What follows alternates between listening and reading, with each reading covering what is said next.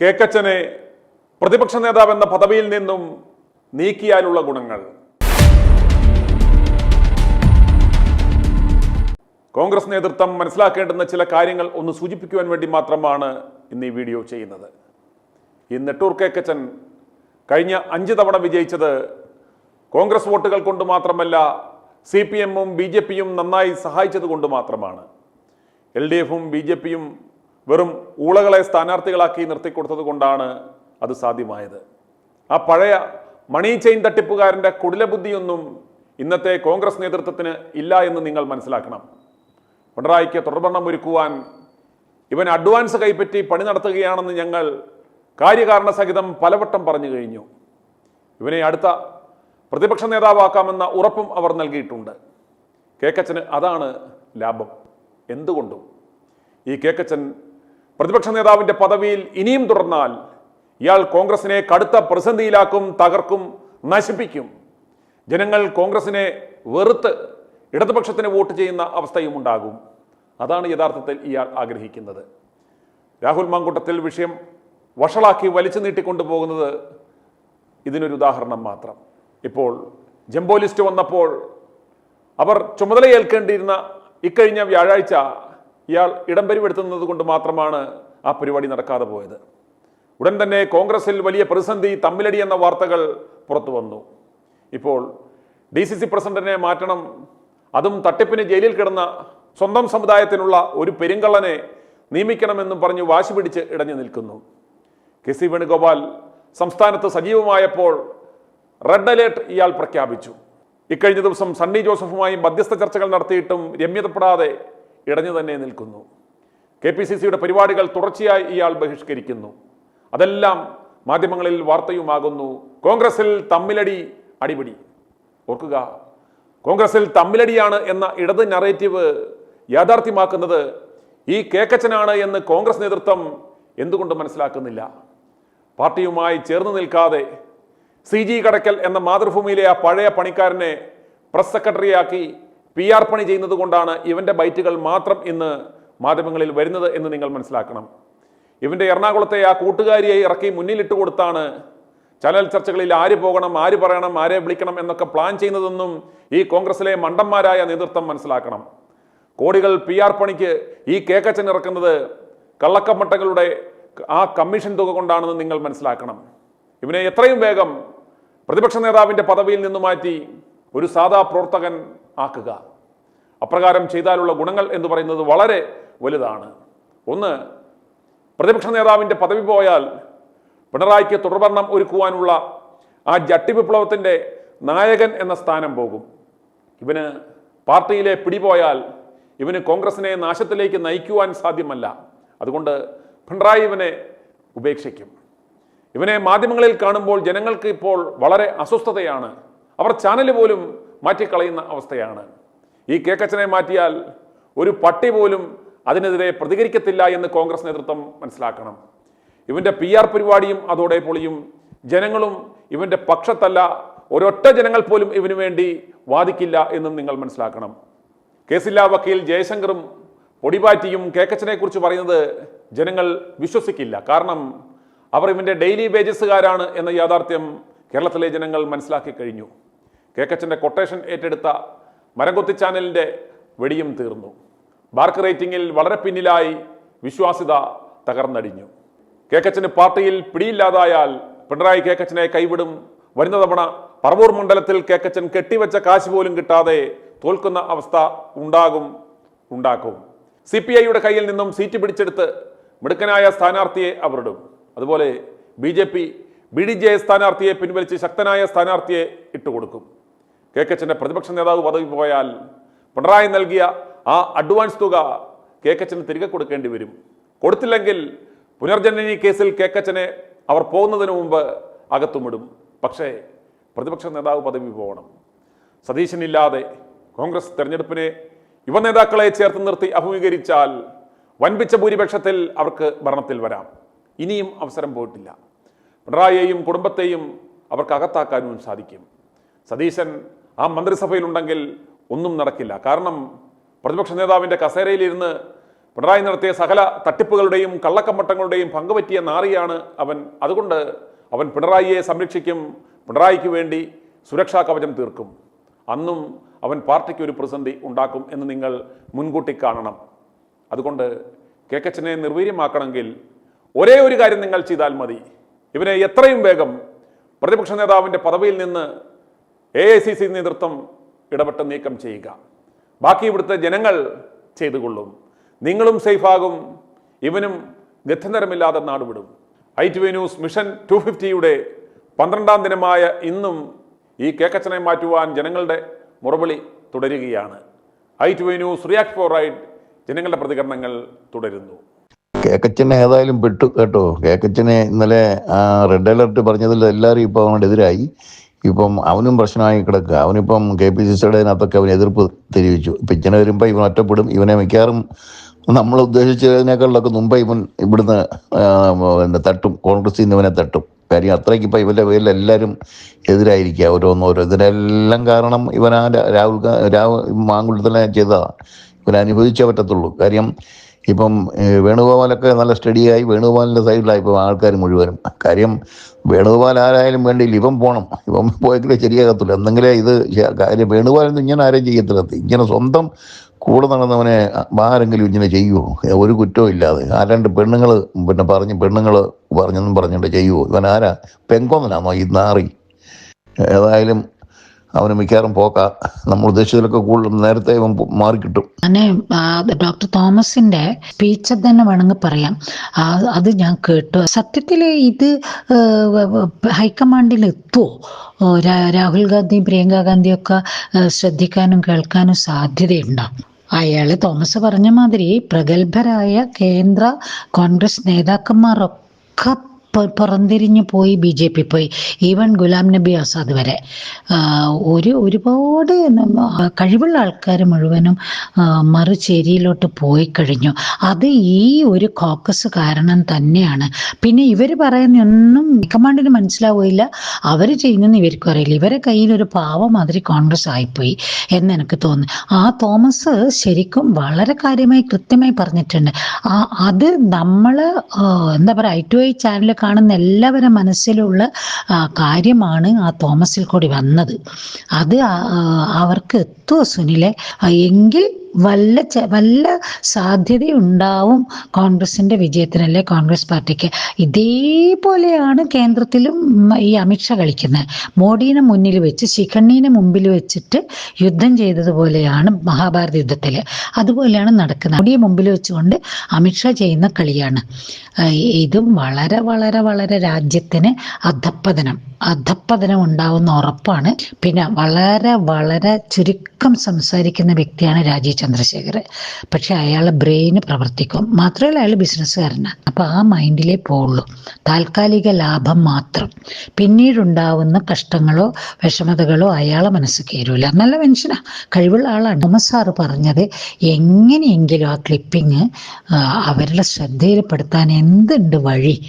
അത് ശരിക്കും കേൾക്കുകയാണെങ്കിൽ, അത് മനസ്സിലാക്കാനായിട്ട് പ്രവർത്തിക്കുകയാണെങ്കിൽ കേരളത്തിൽ രക്ഷപ്പെടാം. കൃത്യമായി അയാൾ പറഞ്ഞിട്ടുണ്ട്. ഈ 3 വായ നോക്കി വിക്കളവന്മാരില്ലേ, അടുക്കള കോവാല്, പന്നിത്തല, പിന്നെ കേക്ക്, ഈ 3 നിർത്തിയിട്ട് ഓപ്പോസിറ്റ് 3 ഓരോരുത്തരെ നിർത്തിയിട്ട് opposite Shafi Parambil, Rahul Mankoottam, Chandy Oommen, Jinto John, D Siddique, Vishnunath opposite നിർത്തിയിട്ടേ ഒരു ഇലക്ഷൻ നടത്തണം. ഈ തെണ്ടിയേക്ക് ഒരു വോട്ടുകളും കിട്ടൂല. ഇവന്മാര് തോറ്റ് തൂറി ഇല്ലാതെയായി. ഈ വാണം വേണു, ഇവന്മാര് കേക്ക്, പന്നി, ഇവന്മാരെല്ലാം അതിൽ ഓരോരുത്തരെ നിർത്തി. ഇവരെ ഓരോന്നിനെ കൊണ്ട് തിരിച്ചിട്ട് ഇവർക്ക് ഓപ്പോസിറ്റ് ഈ പിള്ളേരെ കൊണ്ട് നിർത്തി നോക്ക്. വാണം വിട്ടിട്ട് ഇവന്മാര് ഓടുന്നേ, ഒരു വോട്ട് പോലും ഇവർക്ക് കിട്ടില്ല തെണ്ടിയേക്ക്. അങ്ങനെ വേണം ഇനി തെരഞ്ഞെടുക്കാൻ. അല്ലാതെ ഈ തെണ്ടികള് ഡൽഹിയിൽ പോയി അവിടെ പൗഡറോട്ട് അവിടെ പോയി ഇരുന്നാൽ ഈ തെണ്ടികളെ കാണേ ആർക്കെങ്കിലും ഇഷ്ടമാണ്? ആരും ഒരു മനുഷ്യന് ഈ തെണ്ടികളെ ഇഷ്ടമല്ല. ഈ 3 സാധനത്തിന് ആർക്കും ഇഷ്ടമില്ല. ഒരു കാരണവശാലും മണ്ഡലം വിട്ടു പോകരുത്. പിന്നെ അതൊക്കെ ടാലന്റ് ഹണ്ടൊക്കെ വലിച്ചെറിഞ്ഞേക്കണേ. ഇപ്പം പവറിന്റെ കാര്യത്തിലാണെങ്കിൽ you should grab power. Power doesn't wait for you. നമ്മള് ജനത്തിന് നന്മ ചെയ്യാൻ വേണ്ടിയിട്ട് ചിലപ്പം പാർട്ടിയെ ധിക്കരിക്കേണ്ടി വന്നേക്കാം. അത് ചെയ്തിട്ടില്ലെങ്കിൽ he's not a representative. Party is not God. Party is a conduit through which you serve the people. അന്നേരം പാർട്ടി ഇപ്പം ജനഹിതമല്ലാത്ത തീരുമാനങ്ങൾ എടുത്താൽ പാർട്ടിക്ക് തീരുമാനങ്ങളെ റെസിസ്റ്റ് ചെയ്യേണ്ടി വരും. അതുകൊണ്ട് നമ്മൾ ഒരു ധാർമ്മിക് സിവിലൈസേഷനാണ്. നമ്മൾ റൈച്ചസ്നെസ്സിന് വേണ്ടി ഫൈറ്റ് ചെയ്യണം. ഒരു കുരുക്ഷേത്ര യുദ്ധം പോലെ റൈച്ചസ്നെസ്സിന് വേണ്ടി ഫൈറ്റ് ചെയ്യണം. അന്നേരം ചാണ്ടി ഓമൻ ഫൈറ്റ് ചെയ്യുക തന്നെ വേണം. എനിക്ക് ആ പൊസിഷൻ എടുക്കാൻ പറ്റില്ല. എനിക്ക് ഇവിടെ മണ്ഡലത്തിൽ എൻ്റെതായ ഉത്തരവാദിത്തങ്ങളുണ്ട്. എൻ്റെ പിതാവിനെ വിശ്വസിച്ചിട്ടാണ് എന്നെ ഇവിടെ തിരഞ്ഞെടുത്തത്. പിതാവ് എപ്പോഴും ഇവിടെ ഉണ്ടായിരുന്നു.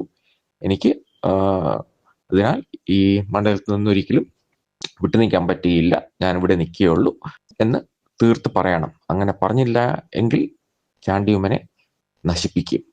ഇത് വല്ലാത്ത നശിപ്പീരാണ് നടക്കുന്നത്. ഇടത്തുനിന്നും വലത്തുനിന്നും കഴിവുള്ള എല്ലാവരെയും നശിപ്പിക്കുക. ഇപ്പം പിണറായി മാർക്സിസ്റ്റ് പാർട്ടിയിൽ ചെയ്ത പോലെയാ. സുധാകരനെ പോലെയുള്ള കഴിവുള്ള എല്ലാവരെയും ഒതുക്കി. അതുപോലെ ഇപ്പം സരിത ഗോപാലനും പിന്നെ കേക്കച്ചനും കൂടെ കഴിവുള്ള എല്ലാവരെയും ഒതുക്കുക. ഇവർക്ക് കഴിവുള്ളവരെ പ്രവർത്തിക്കുന്നവരെ വേണ്ട. ഇവർക്ക് ഒരു പപ്പറ്റ്സിനെ മതി. എന്താ പറയേണ്ടത്, ഈ പിന്നെ ഗോപാലനും പിന്നെ സരിത ഗോപാലനും സതീശനും ഈ പിണറായി ഒന്നും വർക്ക് ചെയ്യുന്ന പീപ്പിളിന് വേണ്ടിയല്ല, ഇവരുടെ പുറകിലുള്ള ശക്തികൾക്ക് വേണ്ടിയായിരുന്നു വർക്ക് ചെയ്യുന്നത്.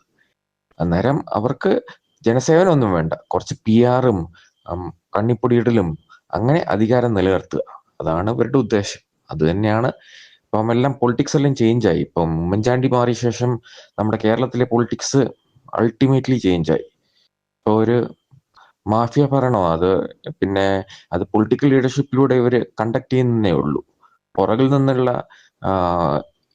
എന്താ പറയുക അൺറൈച്ചസ് ഫോഴ്സസ് ആണ് ഉമ്മൻചാണ്ടി മരിച്ച ശേഷം നമ്മുടെ കേരള പൊളിറ്റിക്സിനെ കൺട്രോൾ ചെയ്യുന്നത്.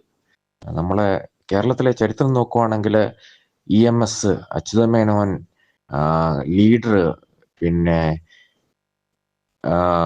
നായനാര്, AK ആന്റണി, അച്യുതാനന്ദൻ, ഉമ്മൻചാണ്ടി, ഇവരൊക്കെ ഈവിളല്ല, പോസിറ്റീവ്, ജനങ്ങളോട് കരുതലുള്ള, ജനങ്ങളെ സ്നേഹിക്കുന്ന നേതാക്കളായിരുന്നു. പിണറായിയാണ് ആദ്യമായിട്ട് ഒരു ഈവിൾ നെഗറ്റീവ് ക്യാരക്ടർ, ക്രൂവലായിട്ടുള്ള ഒരു മനുഷ്യത്വമില്ലാത്തൊരു ക്യാരക്ടർ ആദ്യമായിട്ടാണ് കേരളത്തിൽ മുഖ്യമന്ത്രിയായത്. അത് തന്നെ കേരളത്തിന്റെ ഒരു സ്വപ്നം. ഇനിയും അതുപോലുള്ളവർ വരാതിരിക്കട്ടെ. ഞാൻ സിനിൽ കാനഡയിൽ നിന്ന് വിളിക്കുന്നു. ഈ മിഷൻ 60ാമത്തെ ദിവസത്തിൽ നമ്മുടെ ITV ന്യൂസ് സുനിൽ മാത്യുവിന് അഭിനന്ദനം അർപ്പിക്കുകയാണ്. നമ്മുടെ കേക്കറ്റിൻ്റെ മൂടിന് തീ പിടിപ്പിച്ചതിന് മൂട് തീ പിടിച്ച് ഓടിയവൻ പന്ന റാസ്കൽ. അവനെ ഈ രാഹുലിനെ എന്തുകൊണ്ട് തിരിച്ചെടുക്കുന്നില്ല? എന്താണ് അവൻ ചെയ്ത തെറ്റ്? ഇവൻ മുഖ്യമന്ത്രിയെ കൊണ്ട് ക്രൈംബ്രാഞ്ചിനെ കൊണ്ട് അന്വേഷിപ്പിക്കാനായിട്ട് ഓർഡർ ഇട്ട് IAS ഉദ്യോഗസ്ഥരെ വരെ അതിനകത്ത് നിയമിച്ച്, ലേഡീസിനെ എന്നുവെച്ചാൽ പെണ്ണുങ്ങളെ കണ്ട് കാര്യങ്ങൾ പറയാം. എന്നിട്ട് എന്ത് ചെയ്യും? ആരെങ്കിലും ഉണ്ടോ? ഏതെങ്കിലും ഒരു സ്ത്രീ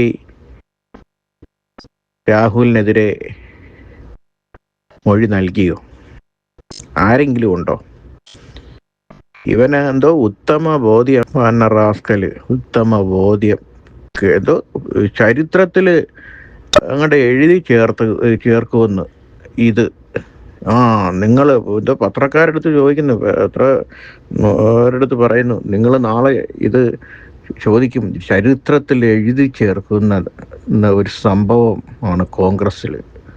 കോൺഗ്രസ് എന്ന പാർട്ടി ഇവന്റെ തന്ത പുറത്തതാണ്. കോൺഗ്രസ് നൂറ്റാണ്ടുകളുടെ പഴക്കമുള്ള പാർട്ടിയാണ്. അത് ഇവനിപ്പം ചരിത്രത്തിൽ ഉണ്ടാക്കാൻ എന്തിനാ ഒരു യുവ നേതാവ് കേരള ചരിത്രത്തിലെ ഏറ്റവും സുവർണ ദിനമായിരുന്നു രാഹുൽ മാങ്കൊട്ടത്തിൽ എന്ന് പറഞ്ഞ ചെറുപ്പക്കാരൻ. അവൻ സമരമുഖങ്ങളിൽ തീയായിരുന്നു. പോലീസാണോ പട്ടാളമാണോ ഒന്നും അവനൊരു നോട്ടവുമില്ല.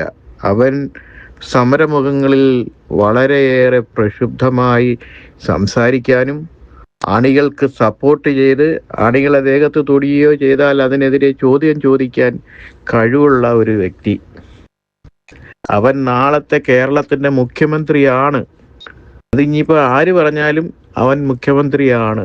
അത് മനസ്സിലാക്കിയ ഈ കേക്കത്തുണ്ടൻ, ഈ മൊട്ടത്തലയൻ പരമാറി അവനെ ഇല്ലാതാക്കി. മുന്നിൽ പറഞ്ഞ 60-70 ദിവസമായി ഇന്ന് രാഹുൽ മാങ്കൂട്ടത്തിലിനെ ഈ കോൺഗ്രസ് പാർട്ടിയിൽ നിന്നും യൂത്ത് കോൺഗ്രസിന്റെ പ്രസിഡന്റ് സ്ഥാനത്തു നിന്നും മാറ്റിയിട്ട്. എന്ത് അന്വേഷണം പാർട്ടി നടത്തി?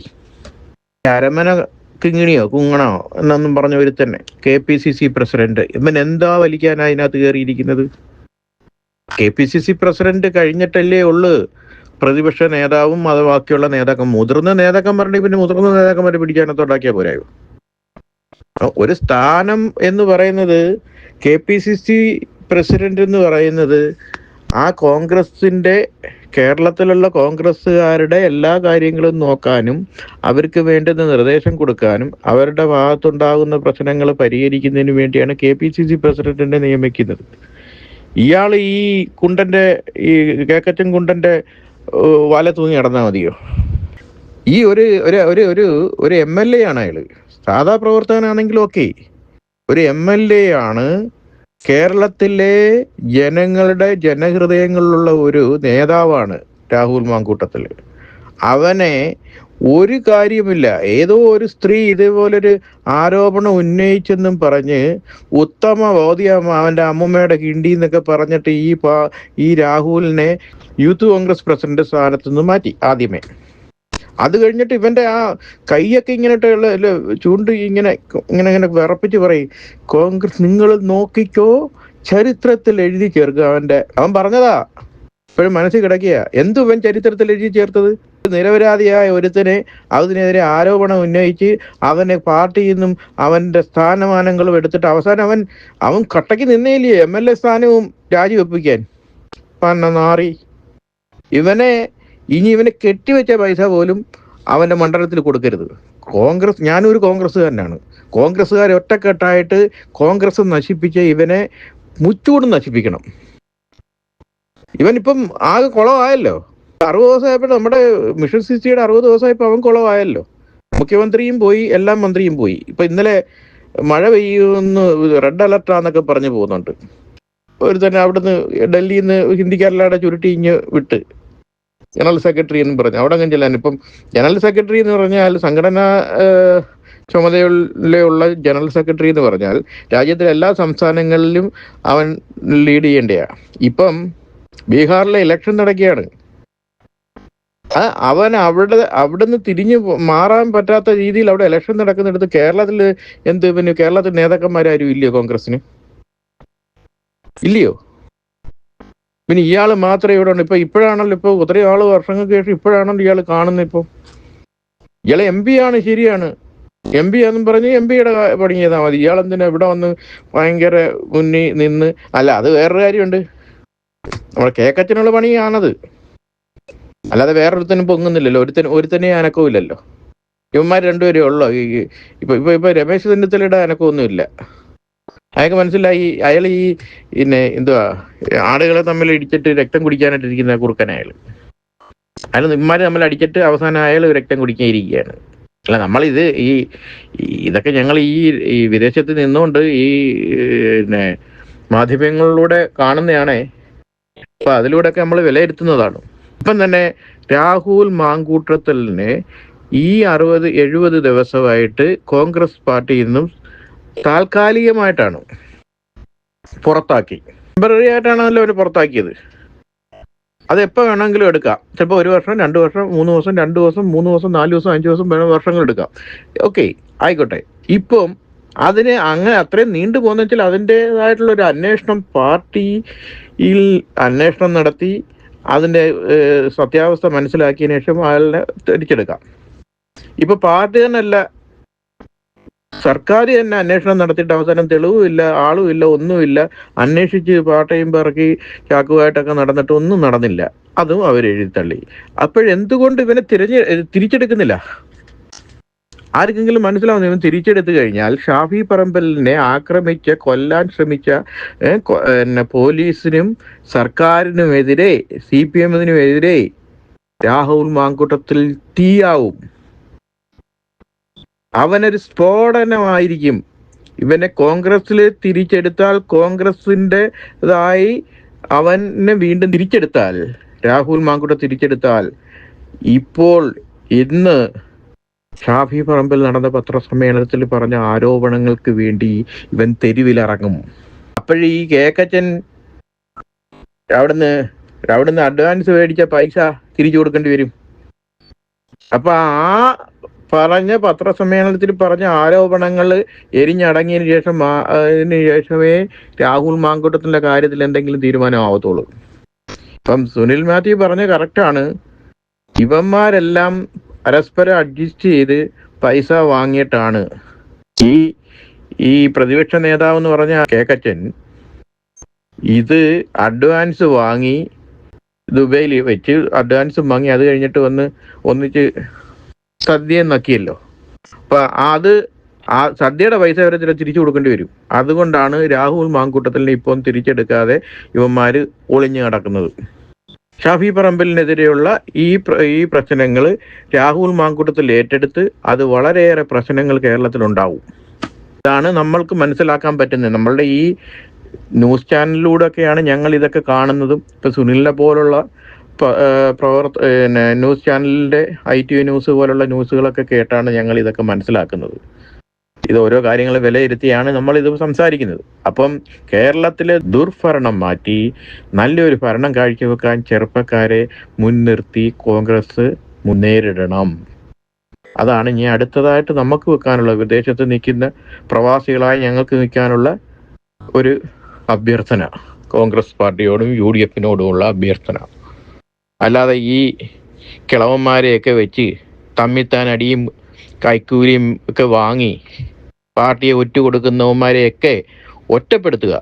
ഇവന്മാരെ 3 പേരെ മാറ്റി നിർത്തി കോൺഗ്രസും UDF-ഉം നിയമസഭയ്ക്കായാലും പഞ്ചായത്തിനായാലും നേരിട്ട് കഴിഞ്ഞാൽ ഇവർക്ക് മറ്റേ ഇടത് പാർട്ടികൾക്കൊന്നും കെട്ടിവെച്ച പൈസ പോലും കിട്ടത്തില്ല. അല്ലാതെ ഈ ചെറുപ്പക്കാരെയൊക്കെ പുറത്ത് നിർത്തിയിട്ട് ഇവന്മാർ ഈ കിളവന്മാര് നടത്തി എന്തെങ്കിലും കാണിച്ചാൽ ഒന്നും കിട്ടത്തില്ല. ഇപ്പോഴത്തേക്കാളും ഭിന്നതായിരിക്കും. പിന്നെ i2i News, an eye for truth. i2i News subscribe ചെയ്തിട്ടില്ലാത്തവർ ഇപ്പോൾ തന്നെ സബ്സ്ക്രൈബ് ചെയ്യുക. നോട്ടിഫിക്കേഷൻ ലഭിക്കുവാൻ ബെൽ ബട്ടണും അമർത്തുക.